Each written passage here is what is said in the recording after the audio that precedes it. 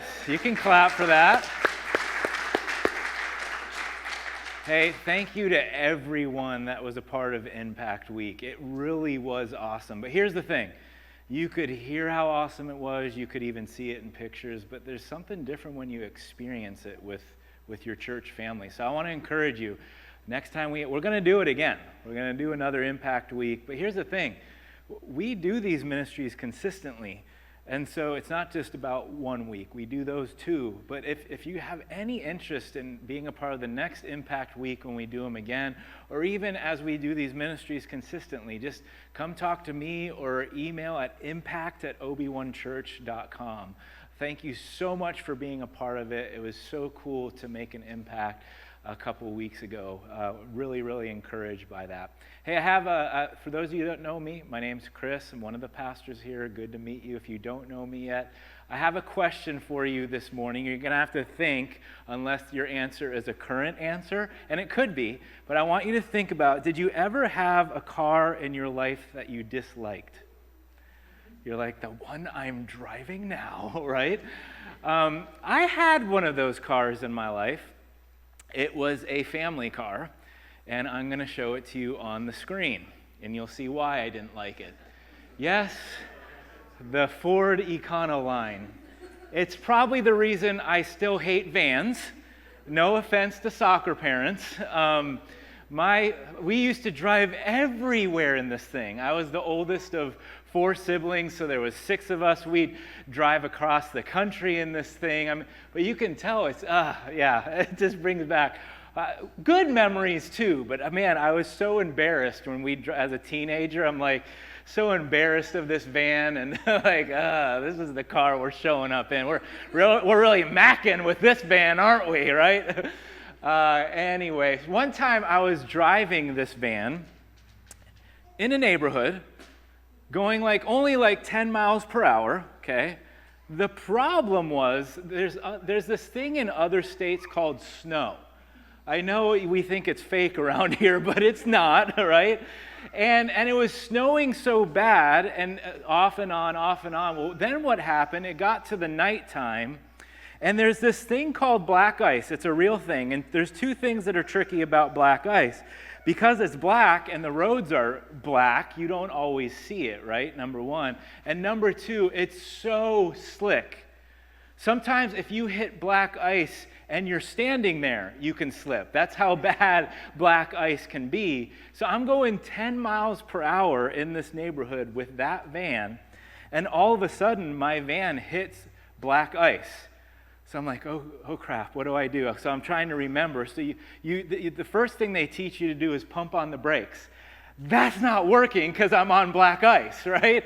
I'm like, I'm only going 10 miles. This van is completely out of control. Next thing the van starts to turn a little bit, and they tell you what to do, swerve into it. But because I'm on black ice, that's not working either. You can see this boat. It's not working, and all of a sudden it goes kadoosh into another car. Like, okay, I'm good. There was no one else in the car, but I still have to talk to my dad about this one. Dad, how's the van? No, I'm teasing. He didn't do that. The whole reason I bring up this silly story is because, we really want life to be pretty smooth, don't we? We want to be driving down the Pacific Coast Highway of life, not going too fast, not out of control. We don't want any traffic either, right? No waiting time in this day and age, right? But here's the thing. Life just isn't really that. At times it can be, but then there's those times where you're even in the neighborhood of life going 10 miles per hour, and then completely life is out of control. And no matter how hard you try to control it, it just keeps swerving, it keeps going. That's what happens a lot of times in our lives. Life gets chaotic, it gets overwhelming, it gets out of control. In fact, I think that many people live with a low level of overwhelm. I think it's just what we're used to. And so we live with this low level of overwhelm already, and then there's times where it just gets faster and faster and faster, and we don't know what to do. And when this happens, it can get very discouraging, and it can be very unsettling. There have been times where I'm just like, things are actually good in my life. Why is my heart still unsettled? Maybe it was that low level of overwhelm that I just talked about, that just most of us get used to. But what happens is just like I started to feel so helpless in this van, what happens is we can start to feel helpless, we can feel unsettled, we feel a little frantic, but thankfully, even though life can be that way sometimes, and I'm not pushing that to the side, that's why I brought it up. Thankfully, we don't have to be left helpless or hopeless.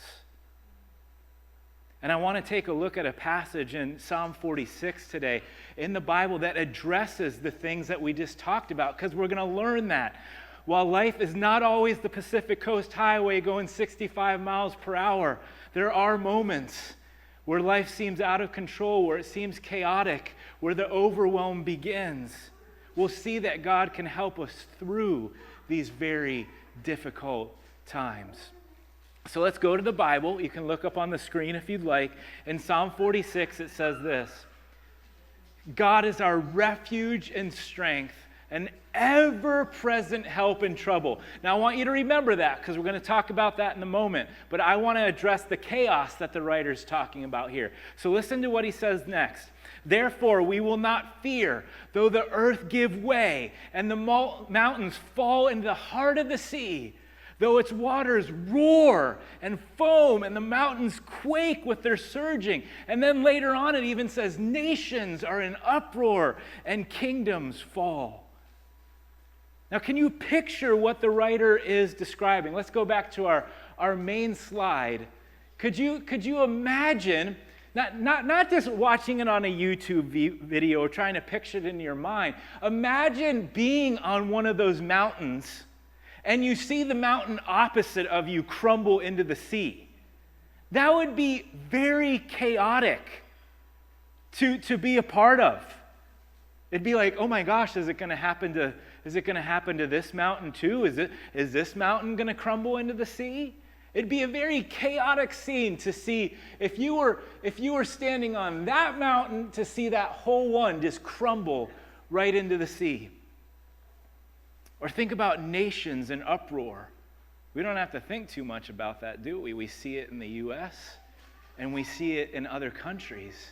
Chaos, out of control. Now let's make this personal. Maybe your family life has just been very chaotic lately, and you just don't feel like you're catching a break. Maybe your career, and I know sometimes we don't always have a say in it when we work with people and there are people over us, but maybe we're just so busy and frantic in our career, we really feel like the wheels of our lives are going to fall off.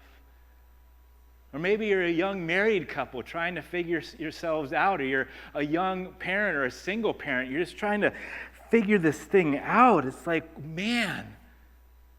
Or maybe you got some news recently that just completely has upended your life and turned it upside down. You see, when life is chaotic, or worse, out of control, we can often wonder, God, where are you in all of this? Aren't you a God that's in control? Why is my life out of control? Aren't you a God of order? Why is my life in chaos? Can I encourage you? He's right there in the middle with you. And that's what Psalm 46 is trying to encourage us in. Remember what the verse said before the chaos even started. It says, God is our what? Our refuge and strength. An ever-present help. Does it say in peace and he leaves when there's trouble? Sorry, we're best friends when it's peace, but out of here. No. An ever-present help in trouble and in chaos. See, it doesn't say some distant help off on the side. Well, if he's done with his breakfast, maybe he'll help. He's an ever-present help in trouble. And here's another statement the writer declares about God in the midst of chaos. It's still in Psalm 46. It says, the Lord Almighty. So glad it doesn't say the Lord wimpy. The Lord Almighty is with us. The God of Jacob is our fortress. So where's God in the mess? It may not feel like it. It may not seem like it at times, but he's right there with us. And the writer tells us that God is our refuge and our fortress. And I want to explain what that is, because sometimes it's kind of arbitrary or vague. Like, what does it mean by God is our refuge or our fortress? So let's go back to the storm thought. And again, you're going to have to pretend. I know it doesn't happen a lot around here, but every once in a while we get like a torrential downpour, right? Not much. But we do every once in a while. What happens when there's a torrential downpour? People are looking for shelter. They're like, oh, where's the building? Where's the nearest car? Some of you are like, what is this? I don't even know what this is. It's called an umbrella. It protects you from storms and stuff. If people have this, what do? They put it on so that they're protected from the storm. They're seeking shelter, building, car. Oh, good, at least I have an umbrella. And just like people seek refuge in a storm, in chaos, God can be the refuge we seek. He's the fortress we run to when life is out of control. And I want to talk about some ways that he can be that for you. But so you know, even when life is not out of control, these things are still good. Even when you're on a serene, calm beach, sometimes we need umbrellas. Why? Skin, sunburn, right? And so even in the calm, we need protection at times. So these principles are good no matter if we are life out of control, a little chaotic, or things are really good. See, when life seems so overwhelming, I really do think it's important to reflect on why that's happening. And here's why. Here's why it's good to reflect on why that's happening. Because some chaos, notice I said some, I didn't say all, but some chaos we find ourselves in is a result of failing to follow God's ways and principles. But when we follow his principles, we find ourselves experiencing his refuge. Again, let me give an example to that. I have two kids. One's 20 and one's 18. Someone was really shocked about, you're like, your kid's 20 already? That's when you're supposed to, you don't look, PK, you don't look like you, forget it, I'm moving on. No, I'm just teasing. But my kids are at an age now, 20 and 18, where life's starting to hit them at times, and every once in a while, they'll, thank God, we used to have like 10 conversations with them, now it's kind of down to like 2 or 3 of these conversations every once in a while, but they come to us, and they're like, Mom, Dad, can you help us out? What do you think? And what do? We try to give them wisdom and principles to follow so that they can seek refuge too. And that's what God does for us. He lovingly took the time to write down in his Bible, here's some principles to follow so that you can take refuge in me. Think about that. He took the time throughout history to protect this Bible. So that's why I think it's important every once in a while when we see life in chaos that we ask the question, not from a like I need to feel bad or guilt perspective, but from the perspective of God, is there any principle you've given that can help? I feel chaotic right now. My life feels out of control. Is there any principle that you've given that can help me get out of the chaos or stay out of the chaos? Here's one of them. It's in Ecclesiastes 4, right? Here's just one. It says, better one handful with tranquility, but why? I have 2 handfuls and I want 2 handfuls. Better is 1 handful with tranquility than 2 handfuls with toil and chasing after the wind. So what is this principle saying? It's better to have a little less, 1 handful, with peace, whatever that handful means, than 2 handfuls of more, but your peace is just eroding away. You see, when we're constantly pushed to our limits, notice I said constantly, we're all going to be pushed to our limits at times. And when we do, it's important to persevere and be faithful. But when life is consistently out of control, I think it's good to reflect on, am I chasing after 2 handfuls with toil? Would I be better off just keeping the 1 handful with peace? Let me give you a situation from our lives. It is true. You're going to be shocked by this. There are other parts of the country that are affordable to buy a home in. So I know that's not necessarily around here. I just heard a statistic the other day that the average home in San Diego is over $900,000. It's not like that. There's other places in the U.S. you can buy a home for $90,000. It's like, what? It's like a car in San Diego, but it does happen. So we were in another part of the country, and Robin and I had a 1 handful home.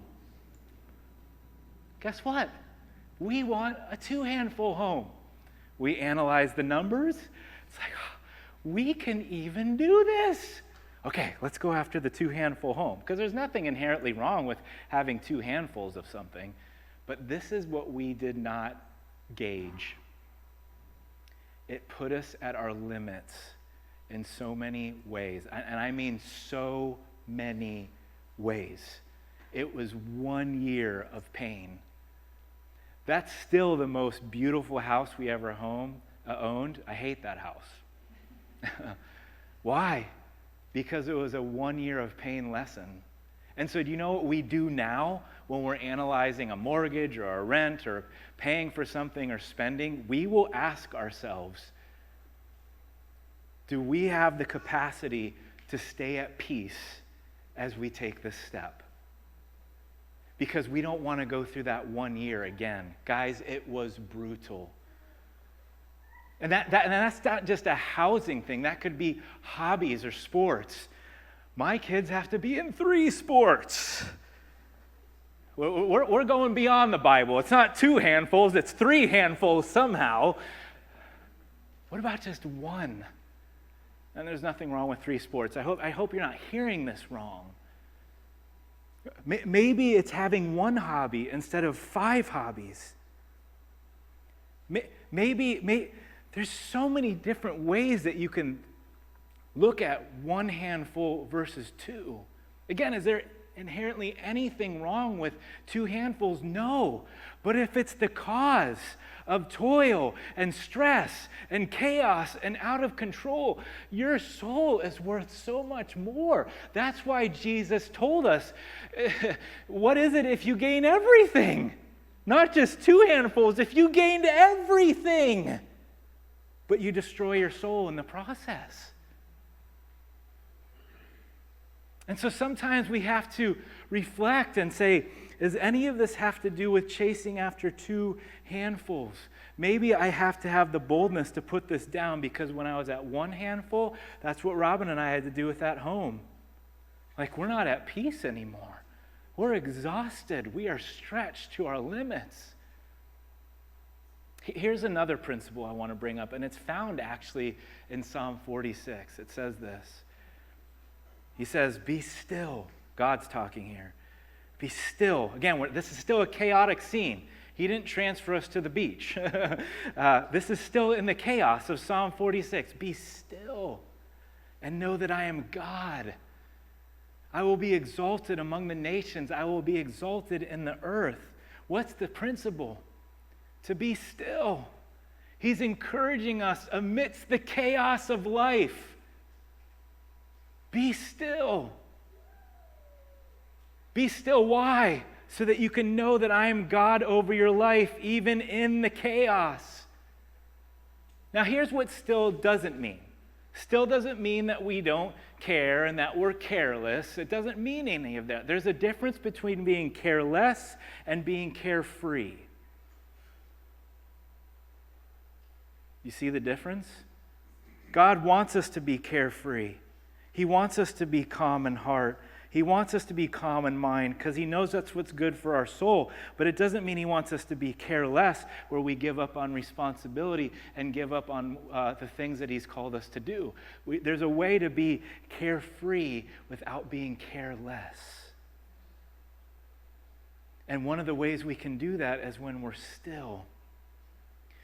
And we realize that, oh, he is God. I know it doesn't seem like it right now, but he is God in this situation. Because in our day of endless opportunities and multiple options and the rush of life, it's hard to be still. Speaking of being rushed, do you know that we're so busy nowadays? I just found this term out this week. There's a term out now called hurry sickness. Hurry sickness. I'm like, what? It's not a medical condition, but can have a bad effect on your condition, your physical condition. It's things like always on the go, always push to your limits, deadline after deadline, soccer practice after football practice. It's just bam, bam, bam, bam, bam, bam, bam. We go from one thing to another. Hurry sickness. And another thing that's really linked towards hurry sickness, it's not necessarily the same thing, but it's really linked to hurry sickness. Impatience. I have to have the solution now. I have to have it fixed now. I have to have the house now. I have to have this now. I'm tired of waiting. And see, if we're not careful, our impatience can drive us to go after more at a speed that our physical life was never meant for. At a speed that our soul isn't used to chasing after. And then get this, we drive ourselves and sometimes others crazy trying to chase after it. Some of you might be goal-oriented. That's amazing. Keep your goals. But we can be driven by impatience with our goals. And before you know it, life is chaotic. Some of you, do you know that nowadays we can go to school so much quicker? It's like 27 credit hours a semester. I'm taking winter school. I'm taking summer school, all to be done in 9 less weeks. Woohoo! I'm dead at the end of it, but all to be done in 9 less weeks.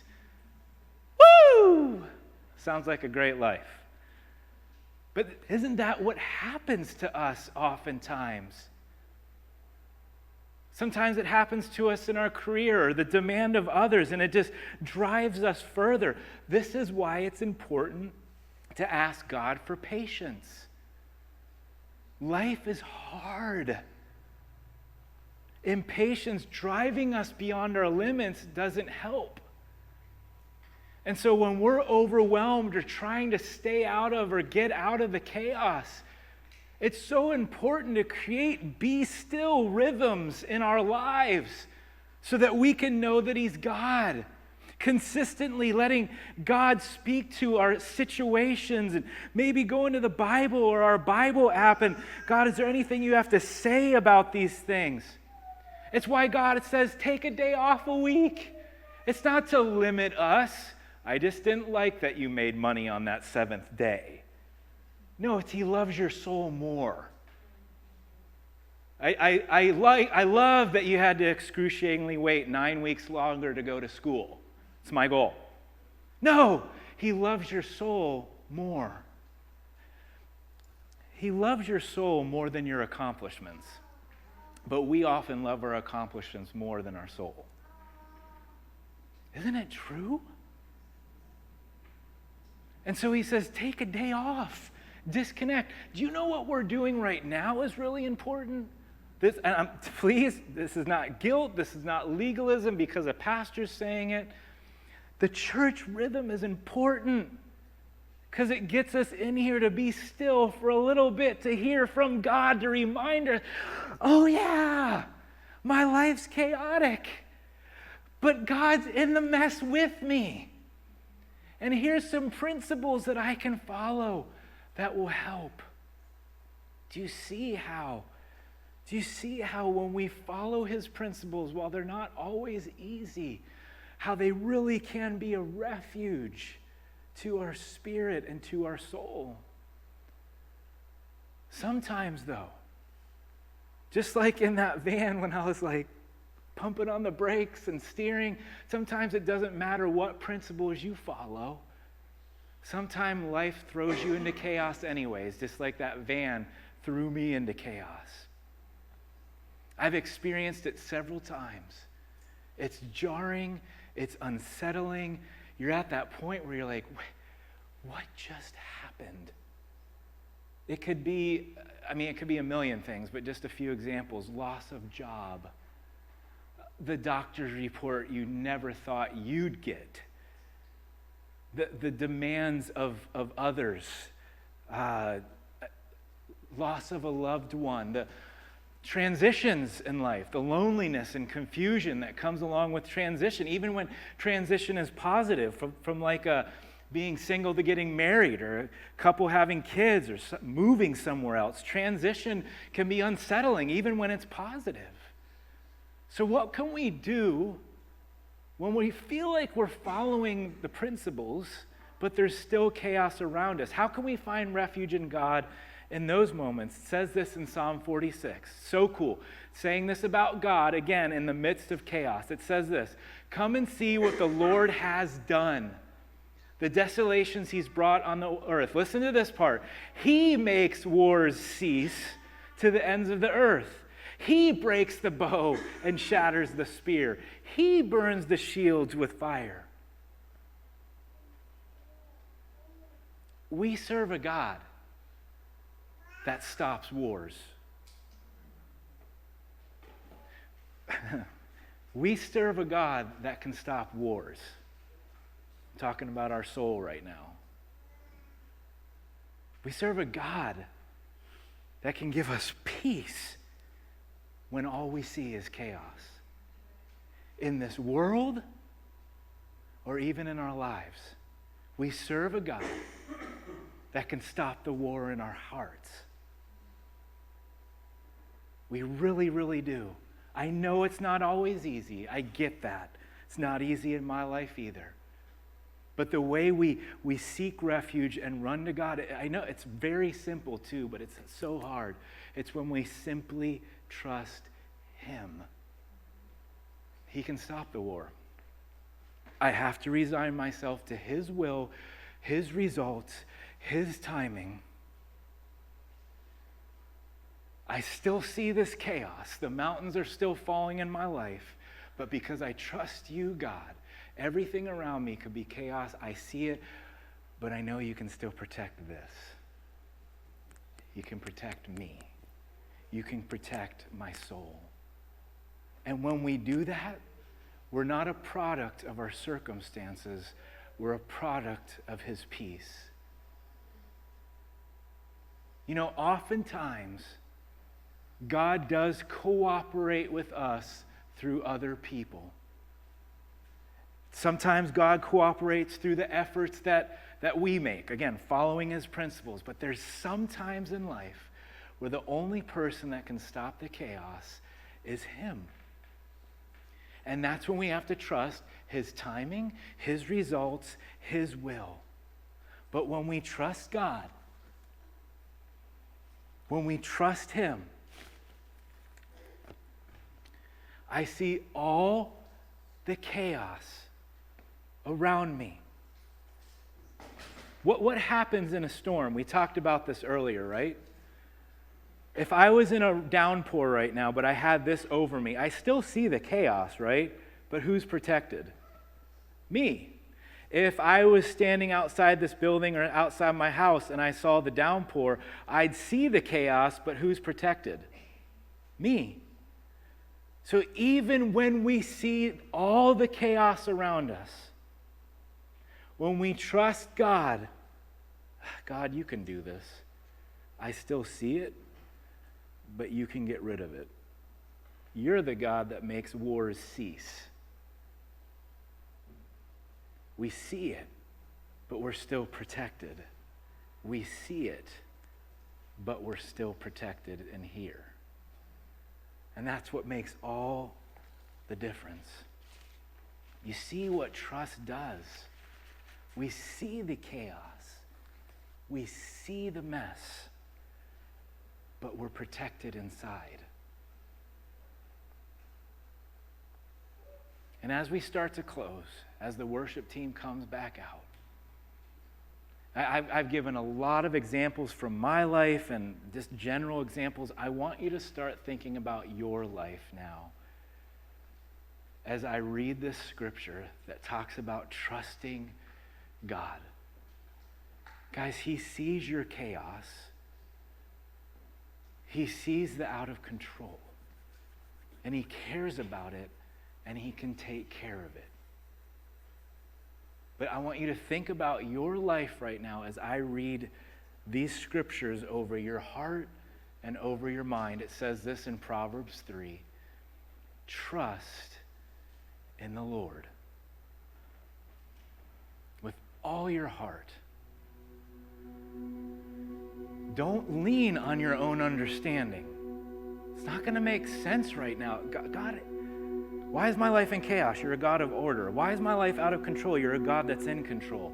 It's not going to always make sense. Trust in the Lord.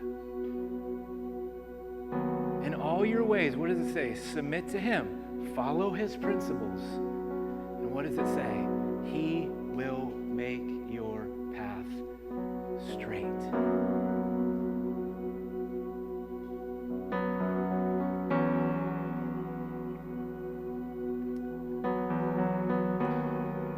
As you're thinking about your lives, there's two applications that I'd love for you to take home.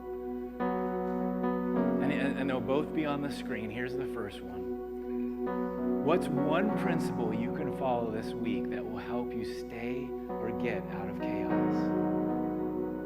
Maybe for some of you, it's analyzing, am I chasing after too many handfuls? And if I just step back and not let impatience drive me and be content with what I have, I'd be at peace. For some of you, it could be, am I creating be still moments in my life on a consistent basis that's reminding me that God is who he is, and he's still the God over my life on Tuesday and Wednesday and Friday. And when I get overwhelmed and life is out of control, he's still here and I can run to him. Knowing that in his way, in his time, in the way he wants to, he will make it happen. And here's the second one. What's one area of my life where I need to place my trust in God so that my soul is protected? He cares about your soul more than your results. See, life is going to get messy at times. The chaos around you will be strong at times. But I'm here to remind you, I'm so glad that you chose this church rhythm today so that God can remind you, you don't have to be a product of your circumstances. You can be a product of his peace. Hey, let's pray together about this. I know for